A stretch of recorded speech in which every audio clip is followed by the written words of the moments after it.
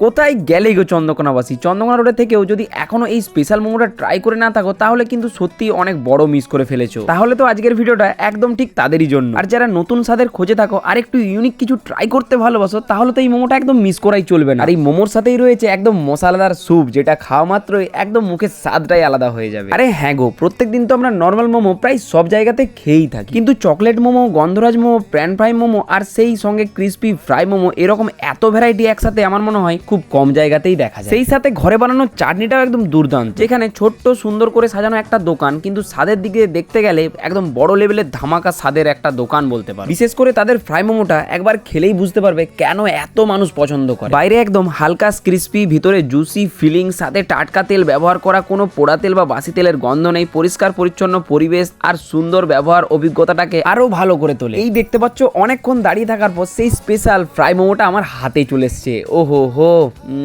কি দারুণ খেতে গো, আর কি বলবো তোমাদের। তাই আর বেশি দেরি না করে আজই একবার ঘুরে এসে নিজের মতো টেস্ট করে দেখো। আর যারা মোমো খেতে ভীষণ পরিমাণে ভালোবাসে তাহলে এই দোকানটা তো একদম মিস করাই চলবে না। তাদেরকে ঝটপট করে এই ভিডিওটা তাড়াতাড়ি করে শেয়ার করে দাও। আমার এই মশলাদার স্যুপ খেতে খেতে লোকেশনটা একটু ভালো করে দেখে নাও। এটা রয়েছে চন্দ্রকোনা রোড স্টেশন পাড়ার মাঠের ঠিক উল্টো দিকেই রয়েছে মোমো জংশন।